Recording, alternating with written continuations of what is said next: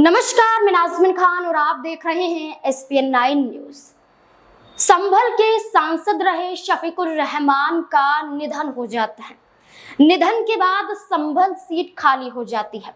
शफीकुर रहमान दिग्गज नेता, वरिष्ठ नेता जो 5 बार के सांसद रह चुके हैं, 4 बार के विधायक रह चुके हैं, कुल मिलाकर 17 चुनाव उन्होंने लड़े हैं।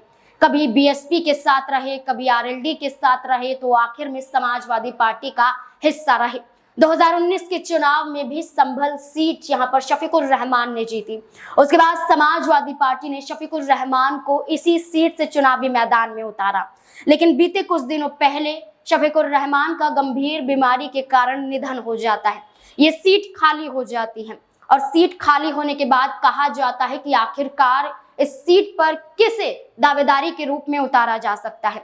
इसी बीच ये देखा गया कि समाजवादी पार्टी के राष्ट्रीय अध्यक्ष अखिलेश यादव शफीकुर रहमान के परिवार से मुलाकात करने पहुंचे और मुलाकात के दौरान ही संकेत देते हुए नजर आए कि आखिरकार किसे यहां से चुनाव लड़ाया जाएगा। क्या कुछ अखिलेश यादव कह रहे हैं, देखिए जरा। शफीकुर रहमान बस साहब पार्टी के प्रति हमेशा मजबूती के साथ खड़े रहे। उनके ना रहने पर न केवल समाजवादी पार्टी के लोगों को दुख है, बल्कि उनके लाखों लाख साथी, सहयोगी, मददगार, परिवार के लोग बहुत दुखी रहे। इंसान के जीवन में सबसे बड़ी बात है पहचान और सम्मान। उनके ना रहने पर जिस तरीके से जनता ने सम्मान दिया है, ये बहुत कम लोगों को मिलता है। सम्मान जीवन भर जिसने सेवा की हो, मदद की हो, तभी इसी तरह का प्यार मिल सकता है और सम्मान के साथ जनता आ सकती है।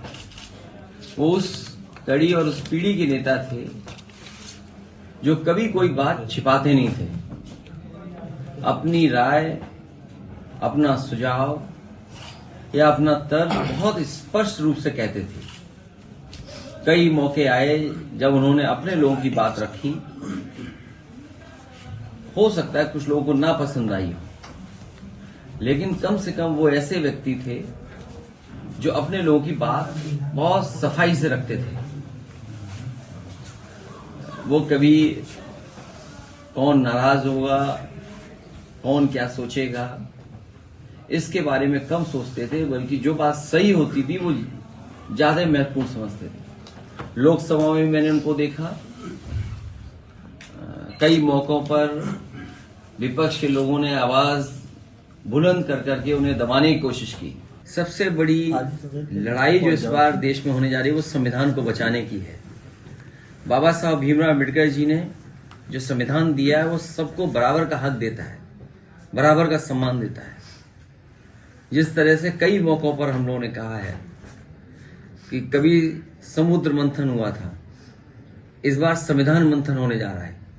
एक तरफ वो लोग होंगे जो देश की खूबसूरती रही है, हमारी आपकी गंगा जमुनी संस्कृति, भाईचारा, आपस में प्रेम, और दूसरी तरफ वो लोग हैं जो संविधान को नहीं मानते। तो संविधान मानने वालों की और संविधान पर न चलने वालों के बीच में ये चुनाव होने जा रहा है। और हमें ये पूरा भरोसा है देश की जनता संविधान के साथ और संविधान बचाने वालों के साथ रही। नाम बदलने से ज्यादा जरूरी है कि नौजवान को रोजगार दे दें, नौजवान को नौकरी दे दें। नाम बदलने से जनता को उलझाए नहीं, पेपर लीक ना होने दें। सोचिए हर पेपर लीक हो जाता है इनका, और लीक होने के बाद एक ही एजेंसी उसको जांच दे देते। अभी जो हमारा एक पत्रकार साथी मेडिकल कॉलेज के बारे में पूछ रहा था, अभी सुना है कि केवल बिल्डिंग का उद्घाटन करने गए हैं। वो हॉस्पिटल का उद्घाटन नहीं है, वो बिल्डिंग का उद्घाटन है। हॉस्पिटल का मतलब ये है कि किसी व्यक्ति का इलाज होना शुरू हो जाए, बिस्तर हो, बेड हो, मेडिकल फैसिलिटीज हो, स्टाफ अपॉइंट हो जाए, ओटी चलने लगे, दवाइयां हो। वो बिल्डिंग का उद्घाटन करने गए। इसी तरह सुना है कि वर्चुअल उद्घाटन भी हुआ है आगरा में मेट्रो का।